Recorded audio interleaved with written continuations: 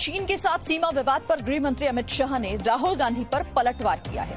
गृह मंत्री ने चुनौती देते हुए कहा कि संसद के सत्र में 1962 से लेकर गलवान तक दो हाथ हो जाए। गृह मंत्री ने कहा कि जब देश के जवान सीमा पर संघर्ष कर रहे हैं और सरकार ठोस कदम उठा रही है, उस वक्त पाकिस्तान और चीन को खुश करने वाले बयान नहीं देने चाहिए।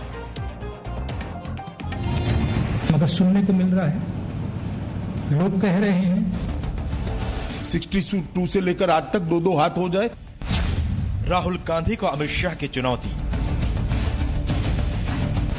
1962 से गलवान तक हो जाए दो हाथ। भारत चीन विवाद पर राहुल गांधी जिस तरह रोजाना भारत को कमजोर और चीन को ताकतवर बताने वाले ट्वीट कर रहे हैं और बयान दे रहे हैं, उस पर गृह मंत्री अमित शाह ने बड़ा पलटवार किया। इतने बड़े राजनीतिक दल के पूर्व अध्यक्ष इतने संकट के समय में इतनी ओछी राजनीति करते हैं, तब दुख होता है। गृह मंत्री ने कहा कि सरकार संसद में चर्चा के लिए तैयार है, लेकिन राहुल गांधी के बयान का फायदा चीन और पाकिस्तान को हो रहा है। वो उनके लिए आत्मचिंतन का विषय है। इनके हैशटैग को पाकिस्तान और चीन आगे बढ़ा रहा है, मेरे लिए नहीं है। कांग्रेस पार्टी के लिए चिंता का विषय है कि इनके नेता के हैशटैग को पाकिस्तान और चीन बढ़ावा दे रहा है। आप ऐसी बात करते हो जो पाकिस्तान और चीन पसंद करता है। चीन के साथ जारी तनातनी पर राहुल गांधी लगातार मोदी सरकार पर हमले कर रहे हैं। अमित शाह ने राहुल गांधी को 1962 की भी याद दिलाई। संसद में 62 से लेकर गलवान तक हर मुद्दे पर चर्चा की खुली चुनौती दी।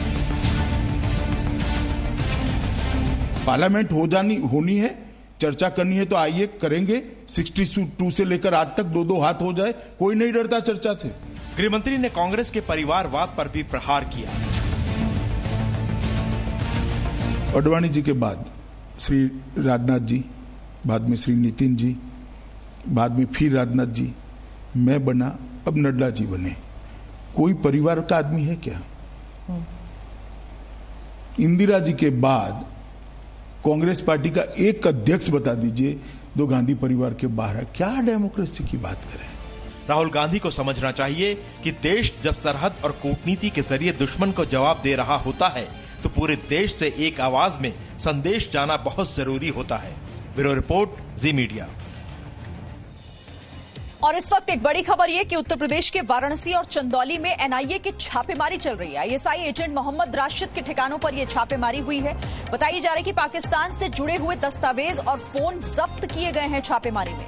राशिद पर सेना और सीआरपीएफ दफ्तर की जासूसी का आरोप है। यूपी एटीएस ने राशिद को जनवरी में गिरफ्तार किया था।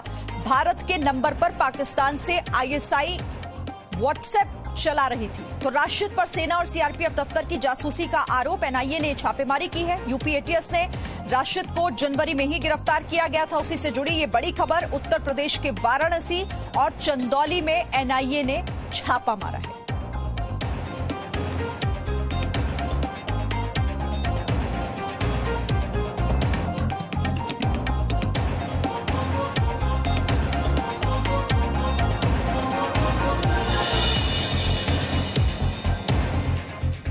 तो इस खबर पर अपडेट लगातार जी न्यूज आप तक पहुंचाएगा। एक छोटा सा ब्रेक ले रहे हैं, लेकिन ब्रेक इस बार आप देखिए जी न्यूज पर। गिलगिट बाल्टिस्तान में चीन की चिंगारी।